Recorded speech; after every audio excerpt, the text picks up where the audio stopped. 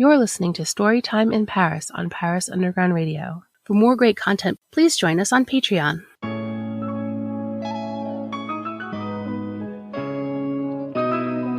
Since well before Victor Hugo first looked at Notre Dame and thought, what if a hunchback lived in there? Writers have been inspired by Paris. Welcome to the Storytime in Paris podcast on Paris Underground Radio. I'm your host, Jennifer Garrity, an award-winning filmmaker, self-professed book nerd, and creator of the Paris Underground Radio podcast network. This podcast is for anyone who loves books, loves authors, loves France, or any combination therein. Each week, I'll speak with an author whose life, stories, or characters have a connection to France. Then these amoureux de livres will treat us to a reading from their book. My guest this week is best-selling, award-winning author Jamie Pacton. Jamie has predominantly written young adult novels, although she currently has some adult fiction in the works. Her latest novel, The Absinthe Underground, is a sapphic YA romantasy set in France during the Belle Époque, and it was an instant indie bestseller. In it, Sybil and Esme, two best friends who are secretly in love with one another, make the mistake of stealing the wrong poster in an effort to make rent. They are confronted by the head of the Absinthe Underground nightclub, an actual Green Faerie, catapulting them on a heist that sends them into the Fae World. Please allow me to introduce Jamie Pacton, author of The Absinthe Underground. Hello, Jamie. Thank you so much for joining me today. Hi, thank you so much for having me. I'm so excited to be on this podcast. I'm really thrilled to talk about The Absinthe Underground. But before we get into that, can you tell our listeners a little bit about who you are and what you do? Sure. I am a best-selling, award-winning author of young adult and middle grade books, and then I also have some adult books in my publishing pipeline. I write fantasy primarily, though I do have some contemporary books out there. And then for my day job, I teach English at the college level. Fabulous. And do you have a personal connection to Paris or to France? I wish I did. I really do. I have dreamed of Paris for a very long time, ever since I was in middle school. I wanted to go to Paris. I had posters, vintage posters hanging on my bedroom wall. My particular life and parenting circumstances has not allowed that to happen, but I dream of Paris. I do a lot of research on it, and I will get there someday. I'm very excited for that trip down the line.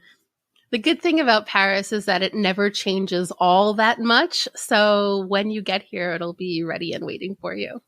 That is a fabulous thing to know. I'm very excited. So can you tell us a little bit about The Absinthe Underground and what it's about?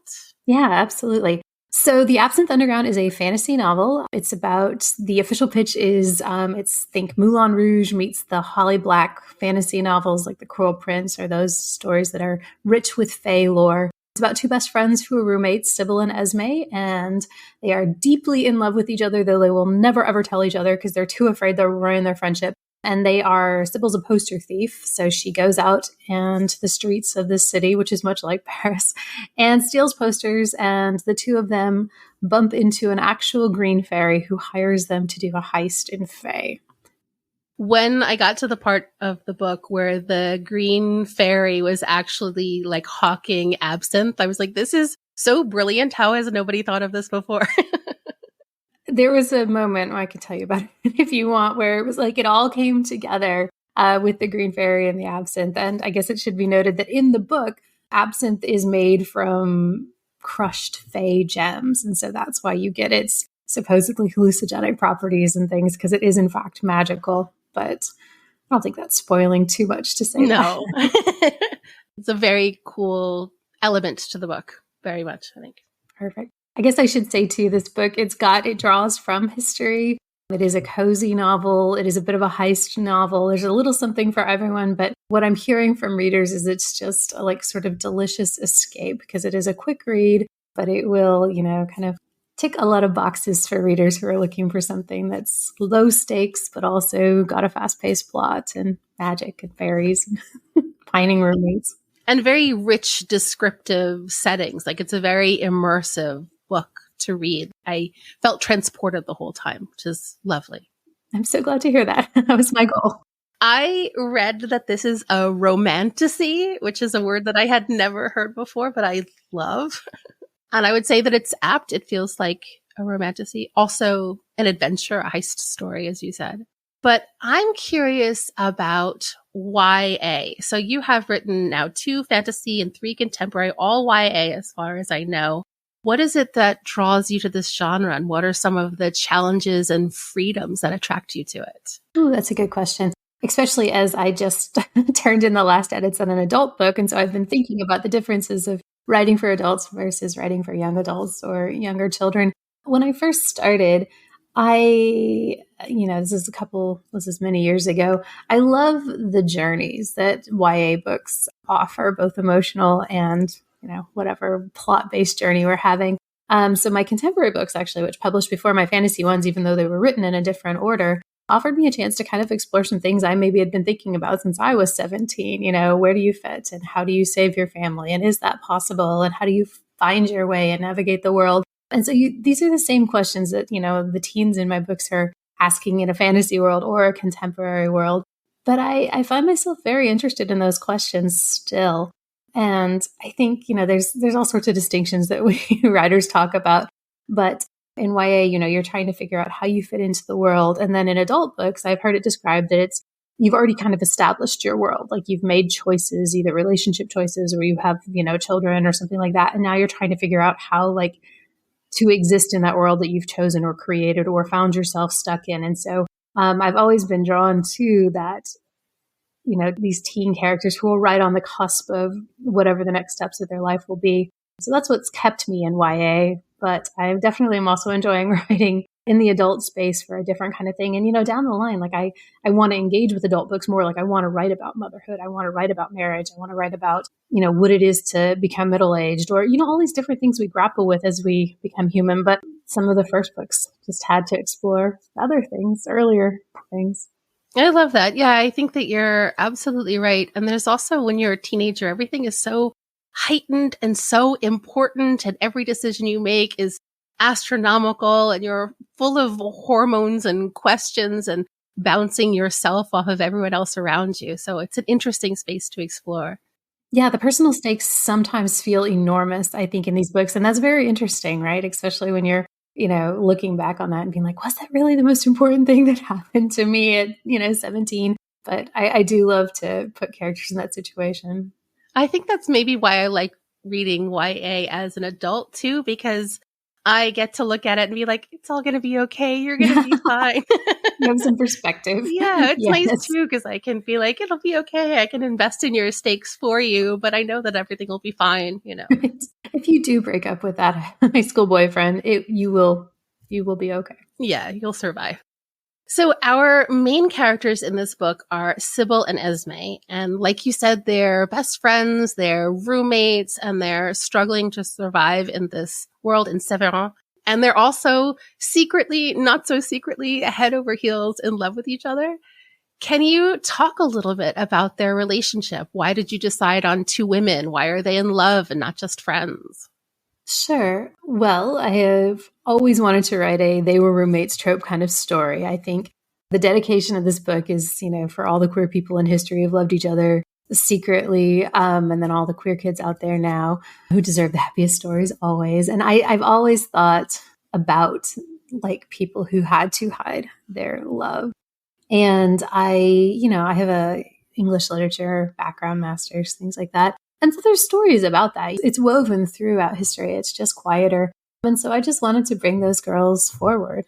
I like to write bi characters. I like to write queer characters. I like to see stories that I at 17 would have loved to have the representation so I could understand myself better and why I felt the way I did. Yeah, so first and foremost, I wanted to explore the they were roommates trope. I wanted to write a little story that just showed these girls who absolutely loved each other but could not figure it out. And I know this situation in my own life as well. And then secondly, I wanted to situate them in history. But you'll notice in the world is not our world insofar as it's fine. It's normalized. There's queer joy on the page, and they are not persecuted for who they love or what their orientations are or their gender expressions or anything like that, like, which I find refreshing. And I think queer kids and queer teens certainly need to see a place where that's possible. I agree with you. I think it's nice that their biggest worries with each other are, is this going to ruin our friendship? And the same way that I feel, which is true of anyone who's a teenager and wants to confess their love to their best friend. Right, exactly. And the book is told from each of their perspectives. So we jump back and forth chapter by chapter from Sybil to Esme. Did you always know you were going to structure the book in this way? Great question. The first time I wrote this book, it was in a totally different voice. So right now it's two perspectives and it's third person close. So we know how they're feeling. The first time I wrote it, it was first person, 2 points of view. And then Maeve, the Green Faerie, had a point of view as well, which was written in this. It was third person, but it was very weird because I wanted to convey her sort of Fae otherworldliness through her dialogue and her inner monologue and things like that. And so I turned that draft into my editor. And I think that draft was not what she was expecting, we'll say. I sold this book on proposal. I sold it as a sort of rompy heist novel. And then just due to my own personal circumstances, I ended up writing her a much sadder, stranger, weirder book than I think I sold. And so we had to go back to the drawing board. I rewrote probably 85% of this book, just shifting around plot beats, adding in more heist elements. And then part of that change was shifting the point of view or the tense so that we ended up in third person close. And then Maeve's point of view got stripped out of it. So I certainly did not always know it was going to be that, although I did always have both their voices in there. Because one thing I love when you're reading a romance is just playing the one side off the other. And so what one character interprets as a meaningful look, the other one doesn't, or you see the tension just broil between these two characters when you have, those quick slips of from one perspective to the other. Absolutely. Yeah. I love that too. It's so interesting to hear the evolution. That's very, very interesting. And I don't know. I'm glad that, well, obviously I haven't read the other draft, but I'm glad it turned out this way. And I like that we don't get to hear Maeve's voice firsthand because it adds to her mystery and her otherness and her weirdness and also her, not dominance, but she's like this big, scary, otherworldly thing that we don't get to understand. I'm glad you like that because I worry that we don't get enough of her, but I think that keeping that distance does sort of allow you to imagine just how different and perhaps terrifying she is. Yeah, I think so. Good. So in going back between these characters, do you have any thing that hooks you into one character or another when you're writing them? Is there like a thought or an image or a song or a physical pose that shorthands you into one or the other? I do know my characters pretty well when I start writing, but I don't know them as well. I tend to, I'll map my plot out, I'll map my emotional beats out, and then I kind of get to know my characters better because I draft quickly, which means that random girl X walks into a room that has a noise, and then by the third or fourth draft, she's developed wounds and personality, and the room has got nuance and wallpaper, and we know what that noise is. It does take me a bit of time to kind of figure all of that out. But once I do, then yes, I very much pin certain things to each character. I want to know what's in their pockets. I want to know what hurt them. I want to know what kind of sandwich do they like to eat if they go and get a sandwich, and why would they choose that one? Is there a story behind that? And so I think once you start to get into that specificity and the details, that really can help you understand who a person is. And I mean, in our normal human lives as well, I think that's true. If you just observe the people you know or love and what they gravitate towards, or what kind of TikToks are they watching, this will reveal so much about them, and that's fascinating. So I love when my characters get to that. If you're enjoying this podcast, you may also enjoy my podcast, City of Muses. Each week, I chat with contemporary artists and creatives to explore what inspires them, where their creativity comes from, and how Paris has helped or hindered their dreams come true. Check out City of Muses now, available wherever you listen to podcasts. We'll be right back with Storytime in Paris after a word from our sponsors. And now, back to Storytime in Paris. As far as I understand it, this is your second novel set in this world, set in Sévérin, this imaginary city that is sort of like Paris, but along the sea. It's totally Paris. I mean, it is. Yes. So my first fantasy novel, which was certainly not the first fantasy novel I wrote, but the first one that made its way to publication, is called The Vermilion Emporium, and that published in the fall of 2022. And that story was pitched as if Owl's Moving Castle met the Night Circus or the Radium Girls. So that's about two misfit orphans who live in Severon, probably about 30 years before the Absinthe Underground events. And they discover the coveted and deadly secret to weaving starlight lace. So the magic of this world and sort of the unfolding story begins in the Vermilion Emporium. There is a character in Vermilion that you see in Absinthe. So these stories are connected, but they're not necessarily like, they don't need to be read at the same time. But for example, there's Esme's mother used to work in a cabaret, and you see that cabaret in the first book. So there's echoes of the one and the other. But yes, like I said, I've been dreaming of Paris for years. And so Severon is very much just my dream version of Paris, but in a fantasy world with magic and starlight lace and doors into Fae and other such exciting things. But I really do love that period in the late 1800s, and then specifically in the Absinthe Underground in the 1890s in Paris for what it was in terms of culture and opportunity and queer safe spaces. Have absolutely just dug into that in my own research and fiction. It's fun to have a same place that you've made up and revisit then in another timeline. When you were writing this, did you ever think about I believe the other main characters were Twain and Quinta? They were. Did you ever think about them while you were writing this? I did. And in the first draft, there was, I think they had a cameo. There was like a little shop where they're older. We cut that out because my editor was like, no one will understand this if they haven't read this. There is a nod to Twain and Quinta in the book. Like if you read Vermilion and then you go back, you'll be like, oh, okay. There's a hint of, as we're describing kind of the magic, it's in backstory. And then there's when Esme and Sybil go to the museum, there's a dress that you'll see that is actually a dress in the Vermilion Emporium. So I was definitely thinking of them. I would have woven it even more closely, but that just wasn't something available to me from an editorial and sort of connection standpoint. So one of the major plot points in this book is the poster stealing, which I read about in your author's note was a real thing, and I didn't know that. Can you tell us a little bit about that and what your research uncovered? Yeah, I would love to. This is one of my favorite things to talk about. So like so many other people, I love these vintage posters, Le Chat Noir and, the Mouhafar posters and these glorious vintage posters that by the time I was a kid in the 90s, we could buy at poster sales or in calendars. But I went to an art exhibit at the Milwaukee Art Museum back in 2012. And this was Toulouse-Lautrec and his contemporaries. And so you walked in and I was just expecting a normal day at the art museum. I wasn't expecting to get knocked over with inspiration. But they had, in addition to the posters, they had these large size photographs that kind of covered entire walls to give you a feel of what the streets of Paris must have looked like. And in and among all these posters was a tiny little placard that said, in addition to, these posters going up, there were poster thieves who would come and scrape them off the walls and then sell them to collectors and dealers. And as I say in my author's note, as I read that, I thought, oh my gosh, there's a story there. And I just had this immediate vision of two girls who were poster thieves. And then I kind of sat with that idea for the better part of a decade.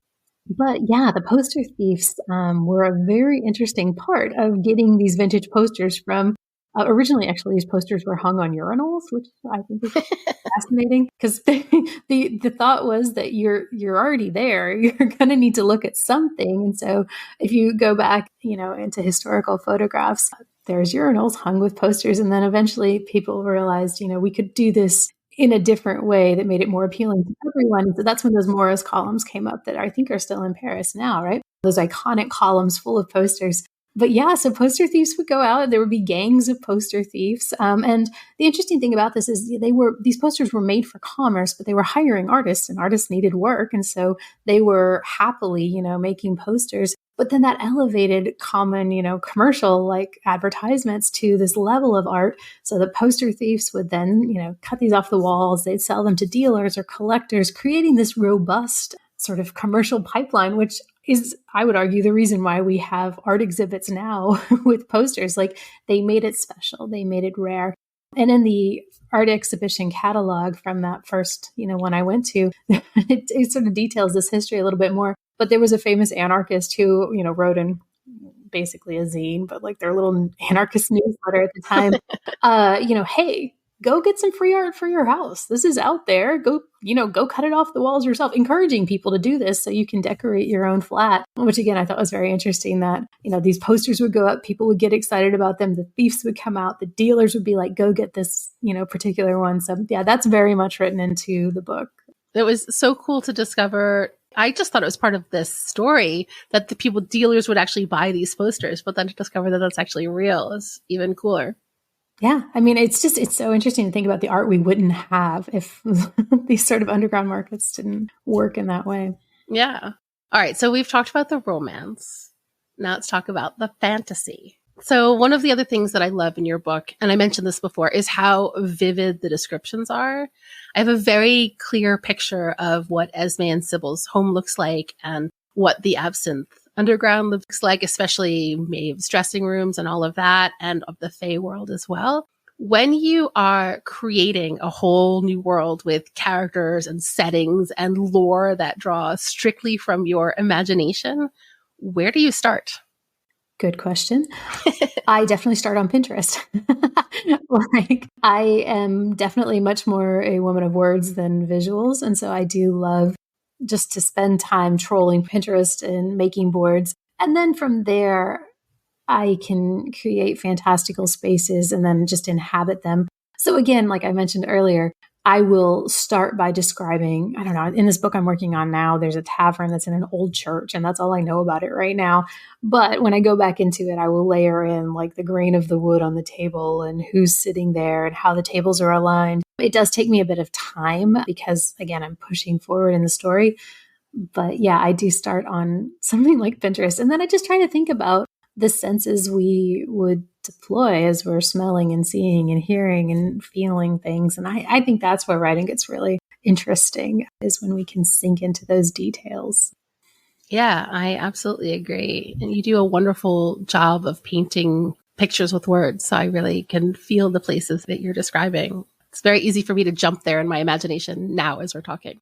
Well, and I maybe segue with this. There's a lot of art that I used, though, in this book as I was doing research. So it wasn't just Pinterest. A lot of work by Toulouse-Lautrec and other painters of the time who were painting the Moulin Rouge. So I spent a lot of time thinking about what it felt like in those clubs and in those streets, and how it would have felt to just enter, and then what would hit you first. I'll read a little bit more from that. But do you want to hear how the Green Faerie came about in this book? Yes. Okay. So this book lived in my head for many, many years as the Poster Thieves books. I didn't know much about them. I knew they were roommates. I know they sold posters. And then after the Vermilion Emporium came due, I had our book 2 in that contract. I said, okay, I'm going to go for this Poster Thieves book, but I don't know what it is. And so I was just kind of flipping through some of the art books that I have from this time period, looking at posters. And I landed on that picture of At the Moulin Rouge by Toulouse-Lautrec. That's the one with the green-faced woman in the corner that's in the Art Institute of Chicago. And I just had this, one of these beautiful moments of inspiration where I thought, oh my gosh, what if she's a Green Faerie caught in this moment, by the artist as her true self? And that cracked everything open for me, because I had been thinking about Absinthe. I had been thinking about Oscar Wilde and these clubs. And so then with the introduction of the Green Faerie into the Poster Thief book, it became a whole other different story that allowed me to, write a portal into Fae and things like that. But yeah, so art itself art of the time was very crucial to kind of unlocking this story. So did you have going into the Fae World in mind when you were thinking about the Poster Thieves in the first place? No. Oh, wow. The Poster Thieves book actually was going to be a historical novel.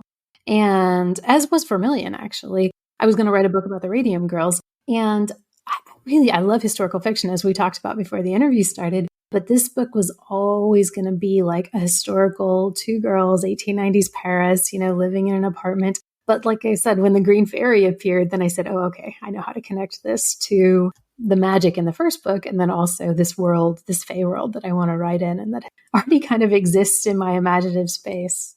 That's fascinating. How cool. It took me 10 years to find this story. I just hadn't figured out. I think part of me desperately wants to write a historical, but I keep starting with these historical ideas, and then magic appears in the world, and then they end up historical fantasies. I was going to ask you about your personal relationship to magic.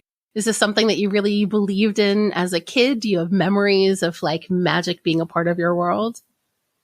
That's a great question. Wow. I feel like maybe it was the kind of child who always wanted magic and who subsisted on a diet of both Nancy Drew stories and boxcar children's stories, but also fantasy stories. I do think a lot about magic, and on my writer's shelf here, I have books about magic from people who earnestly believe that magic is a thing that you can accomplish in the world, like today. I think a lot about the role that magic had, like in previous cultures and historical cultures, hand in hand with science and religion. And I think that's very interesting.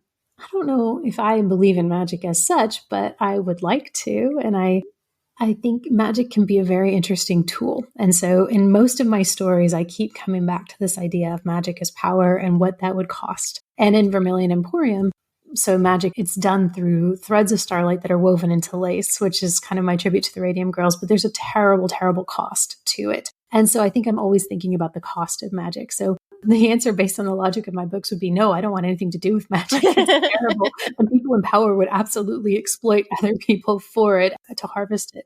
But the cozy forest witch in me says, yes, magic would be great. I'd love that. I'd love a little dragon in my tea shop. Yeah. I mean, I think it's fun to imagine a world where magic exists. And I think that's why personally I'm so attracted to magical realism, because I love that, just something all of a sudden could have a magical thread to it. And I actually did not know that your book, I mentioned this to you before, I didn't know there was a fantasy element to it. I like to go into books not knowing much about them. So I try to read like the barest minimum and then jump in. And so I didn't know that we were going to be entering into this whole fantasy world. And I was so excited when it happened, because it was like this little thread of, it's not magical realism, but it kind of is. Like you could kind of see how it would just sort of happen. I love that. I think that's amazing. That's a high compliment to have tricked you into thinking you're reading a historical book. And then, it is believable enough that the magic could happen. Of course she's a Green Faerie, and of course she's running a nightclub, and of course she's making absinthe from, Fae gems. Like that means I did my job in the logic of the story said that. I was like, yay, a Green Faerie. It's perfect.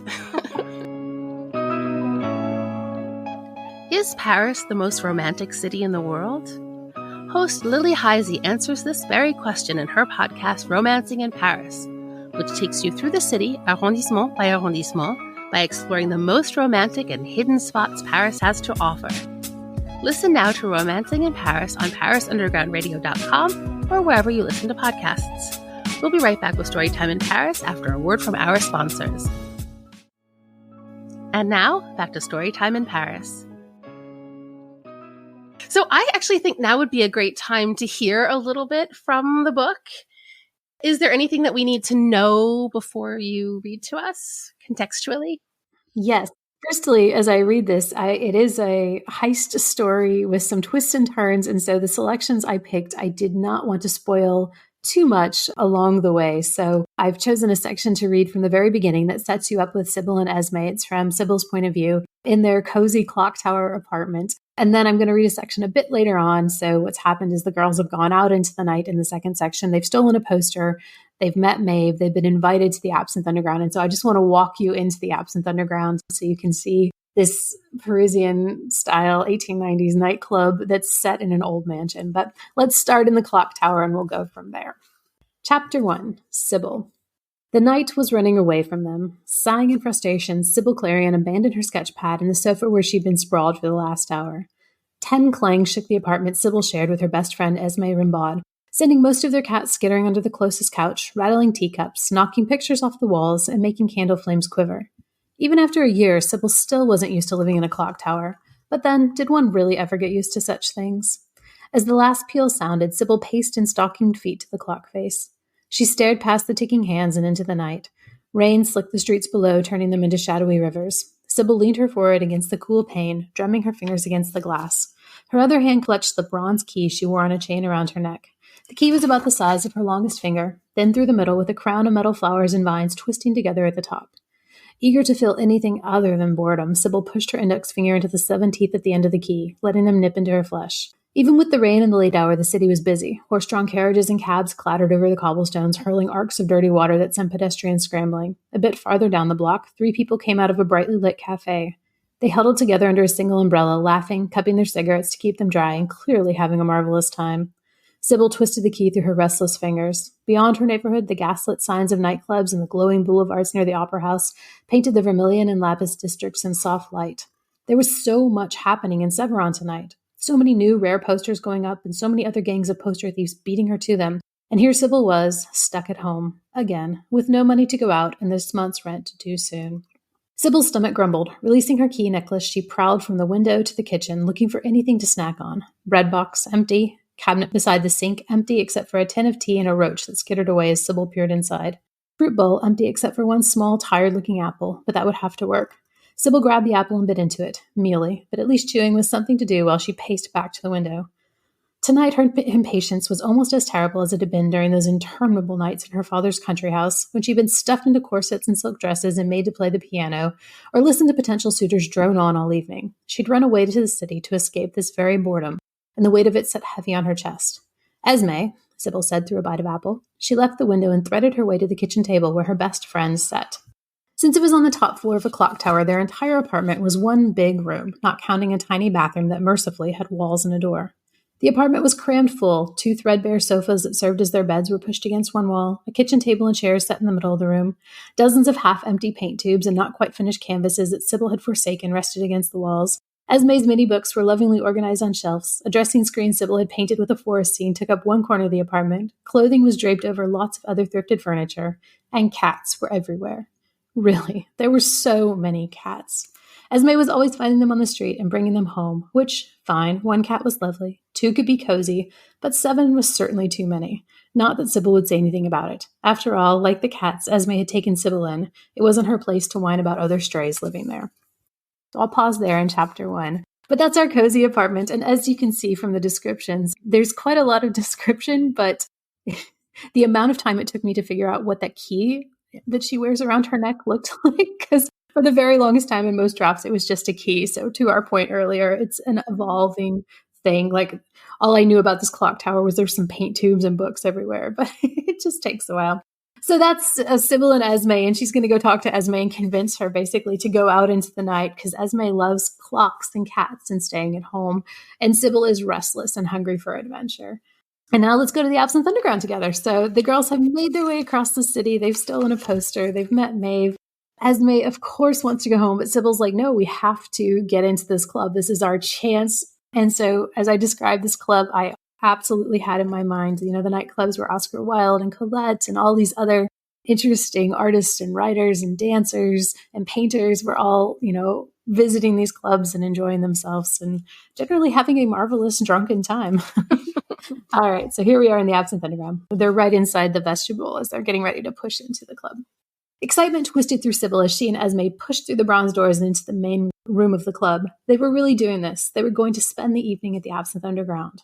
The noise hit Sybil first. What had been a whisper outside and then a dull roar in the coat check area was now a full-on thrum of music, laughter, and the murmurings of 100 different conversations. The entire first floor of the mansion was a vast open space, and it buzzed with life.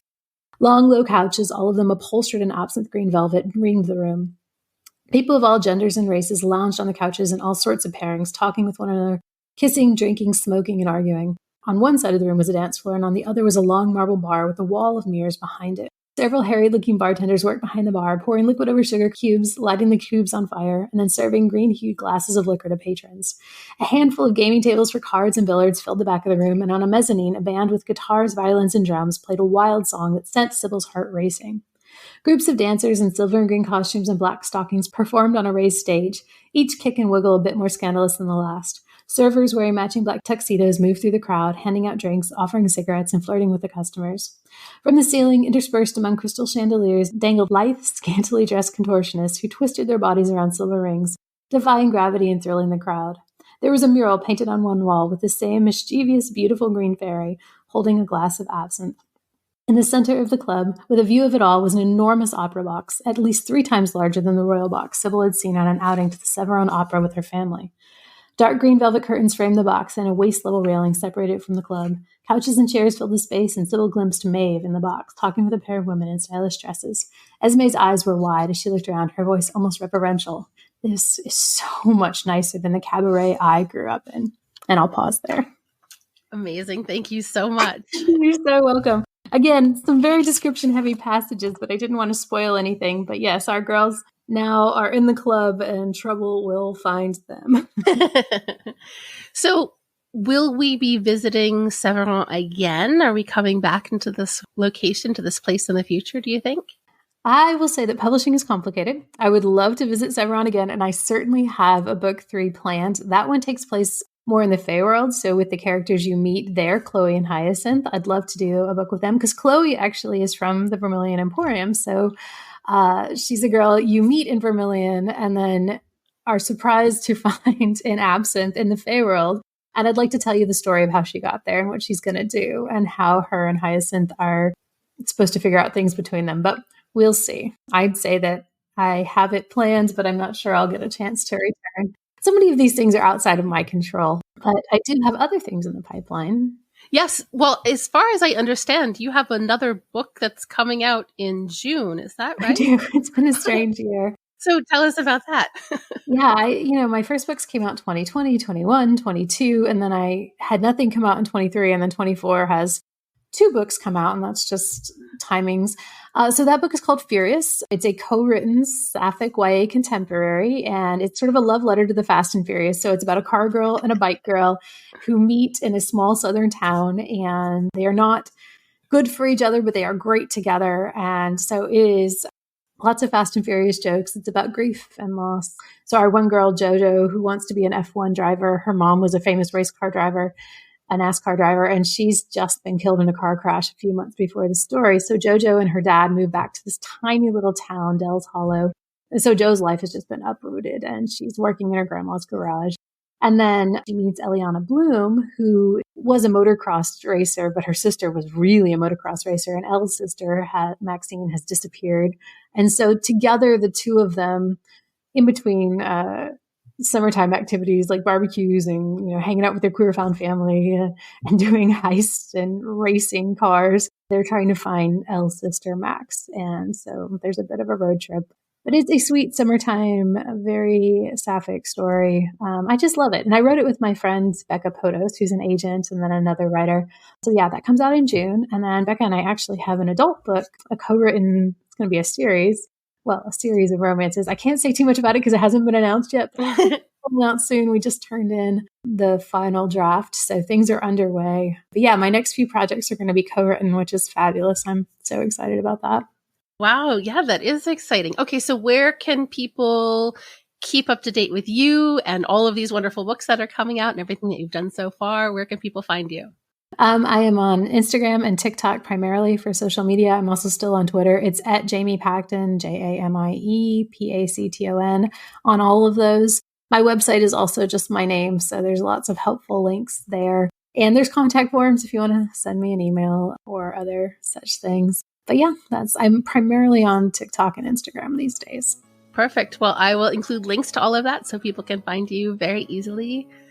Thank you so much, Jamie. It was so nice speaking with you. Thank you for taking the time. Thank you for this wonderful interview and for giving me a chance to talk about some personal obsessions like posters and 1890s Paris, but also fantasy and fae and fairies. So thank you. Thank you again to Jamie Pacton for such an interesting conversation. You can find Jamie on her website at jamiepacton.com and on Instagram, Twitter, and TikTok at Jamie Pacton. Please join me next week when I'll be speaking with New York Times bestselling author Melanie Benjamin about her novel, California Golden. Check back next week to see if your questions have been answered and hear a reading from her book. Thank you for listening to Storytime in Paris. I'm your host, Jennifer Garrity, and you can find me on all socials at Jennyphoria. That's JennyPhoria. If you like this podcast, please take a moment to rate and review it wherever you listen to podcasts. This is the fastest and easiest way to help the podcast grow, which will help me attract more great authors to bring to you. Please also spread the word to all the people you know who also love to read. Thank you again, and happy reading!